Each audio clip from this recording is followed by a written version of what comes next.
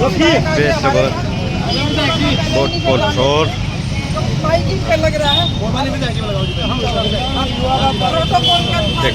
थोड़ा सा आप शब्दों में बताएं। बड़े सबूतों के साथ कांग्रेस ने पूरा झंडा बुलंद कर दिया भारतीय जनता पार्टी और चुनाव आयोग के खिलाफ।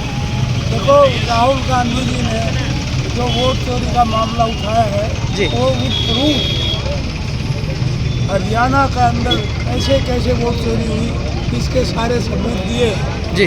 और देश में एक ऐसा माहौल पैदा हो गया है कि बीजेपी जो सरकार बना लेते कहीं भी हो वहाँ वोट चोरी से बना लेते।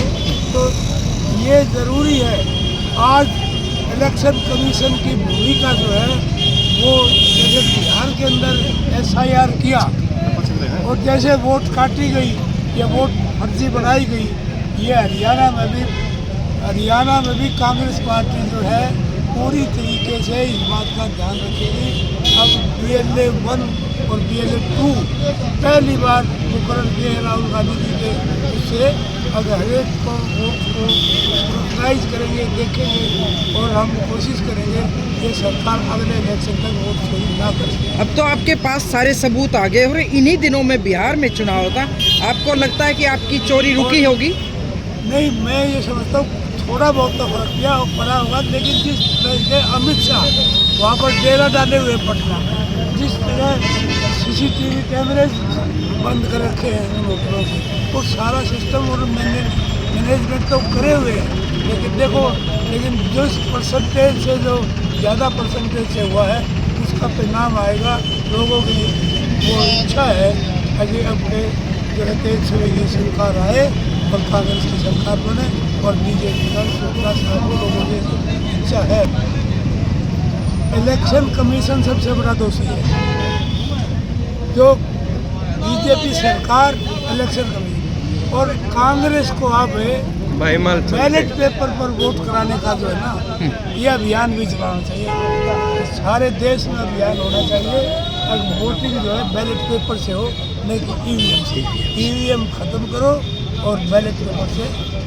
ठीक है, एक बात कही कि भाई बैलेट पेपर से शुरू किया जाए, ये कांग्रेस क्यों शुरुआत करे, ये बात आम आदमी को भी क्यों नहीं तैयार किया जाए? ये इस बात में कोई शक नहीं, जो हमारे बड़े सीनियर नेता भी हैं, 5 बार के विधायक भी, पूर्व के मंत्री भी हैं, इन्होंने जो बात की वो सही है कि जो वोटिंग होनी चाहिए वो बैलेट पेपर में होनी चाहिए ताकि वोटों की चोरी ना हो।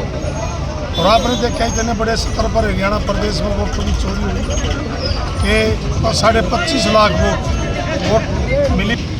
बड़ी प्रेस कॉन्फ्रेंस करके सबूत बता के कि वोट का नाम बता के वो पेश करने का काम किया। और लगातार चाहे हमारे हरियाणा प्रदेश कांग्रेस की बात हो, चाहे सेंटर की हमारे राहुल गांधी जी हों, यहाँ हरियाणा में आदरणीय भाई दीपेंद्र हुड्डा जी हों, चाहे चौधरी भूपेंद्र हुड्डा जी, चाहे उदय भान जी, लगातार इससे बात से लगे हुए थे। उन्होंने एक एक बात, छोटी छोटी बात को भी इकट्ठा करके वोट चोरी इकट्ठे करने का जो काम किया। आज हरियाणा प्रदेश में जो बीजेपी की तीसरी बार सरकार बनी, वो वोट चोरी की सरकार है, ना लोगों की मत की सरकार है, ना लोगों की चुनी हुई सरकार है। लोगों ने तो एक फैसला कर लिया था कि कांग्रेस को लेके आना है और हरियाणा प्रदेश में इस लुटेरी, भ्रष्टाचारी और मैं हत्यारी सरकार को कहूँ, इसको भगाने का काम किया था।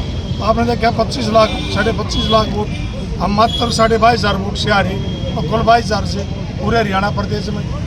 और हमारे जो आदरणीय चौधरी भूपेंद्र हुड्डा जी का एक नारा था कि 80-82 सीट आएंगी, आपके मीडिया के साथी भी सब ने कहा था, वो इस बात को तथ्य को पूरा करते हैं। अगर वोट चोरी नहीं होती तो कांग्रेस 80 से 82 सीट जीतते। आपने चाहे गोवाना की बात देखो, राय की बात देखो, पूरे सोनीपत जिले में वोट चोरी की गई और जिसका खामियाजा हरियाणा प्रदेश के आम जनमानस को भुगतना पड़ रहा है। युवा बेरोजगारी में चरम सीमा पर, आज हरियाणा प्रदेश नशे में नंबर 1 है, बेरोजगारी में नंबर 1 है और इस हरियाणा प्रदेश में कानून व्यवस्था की नाम की चीज़ नहीं। और एक को बता दूँ आपने जी, जो गोवाना से जो धोखे से, चोरी से विधायक बना, राज्य मंत्री है, उसने भी यह शब्द कह दिया कि रोहतक में मैंने पता कि एक आदमी की 5 वोट थी। मैं उनसे कहना चाहूँगा वो नाम बताएं कि रोहतक में कौन से नाम, वो नाम का उजागर करें। इस बात का मैं कहना चाहूँगा, उनको बताना चाहिए भाई कितनी वोट वहाँ भी आपने बनवाई और उसका भी आपने गलत उपयोग किया। आप तो जानते हो 2019 में जीते ऐसे उन्होंने बता दिया कि 2019 में भी जब जीते तो वोट चोरी के कारण जीते। वो खुद बीजेपी के मंत्री ने और गोवाना के विधायक ने बताने का काम। ठीक। दिल्ली में एक विस्फोट भी हुआ। की बात भी करेंगे। हरियाणा प्रदेश में तो